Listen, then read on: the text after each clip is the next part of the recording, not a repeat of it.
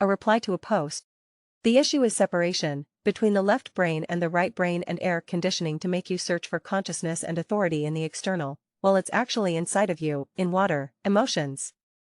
A big argument from Saturn cult has been that emotions and the soul and similar can't be measured, hence they don't exist. Left brain deals with details, air/earth. Mercury. Masculine energy. Control. Right brain deals with the holistic, images, symbols. Jupiter. Fire and water. Feminine energy. Flow. Here, the mythology consists of large symbolic patterns describing the flow. We live in the land of the blind, where the one-eyed monster is king, the dick, the patriarchat, Saturn, cult. Linear thinking. Air is thoughts, the head, conceptual thinking, fire is vision, rules the heart, and lets you find meaning, purpose, etc. Cyclical. Saturn cult has hidden the fire and water, with science as one large weapon. Fire and water is you, you're inside, you as a subject, your soul. Science denies everything that isn't measurable/provable. End of comment. Additional. Posted this comment twice on an Archaic's posting, in his community. Strange that my comment aren't allowed to stay in Archaic's community since he is against the system and are claiming to fight the lies. I don't see him as dishonest, I think he's doing the right thing, but when this whole fraud from Saturn cult are to be solved on a spiritual level, we have to shift focus and dig even deeper, to challenge also the elementary level, to raise the question about truth versus interpretation. Is there really one truth?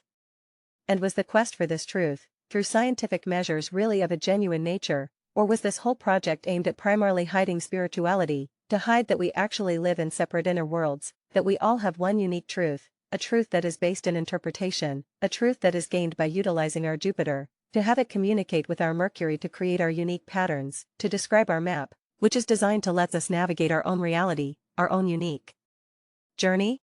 It may be YouTube who does the censoring. But Archaic's doesn't take people out of the matrix, instead he offers a more complex narrative that make people dream even harder.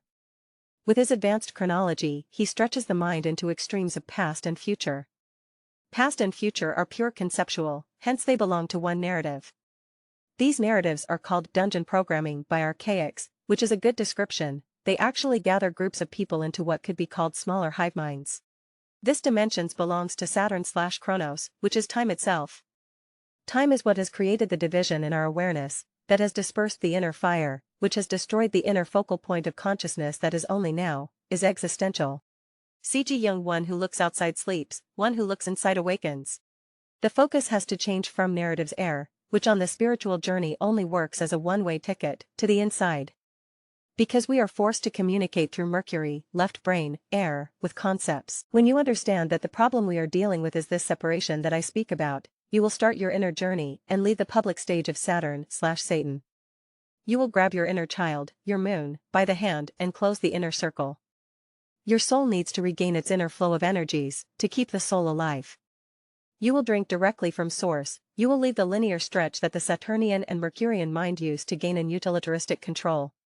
You will step out of the hive mind into your story.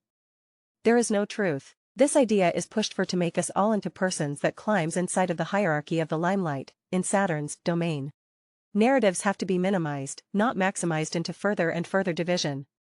On the spiritual journey, narratives only serves as a direction. This is the reason why myths better describe the spiritual path. They describe the right brain, the flow, Jupiter, interpretation. One big reason why we are flooded with narratives, to keep us distracted from the inner, can be explained by astrology. A short description is that Pluto destroys everything he touches, he transmutes/transforms.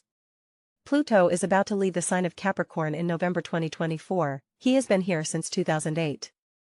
The presence of Pluto in Capricorn has created a vacuum of structures. The ability to create your own and inner structures hasn't been so big since we had the French Revolution and since USA signed the Declaration of Independence in 1776, which describes the exact Pluto return in 2024. Thoughts belongs to structures, so new paradigms will be made.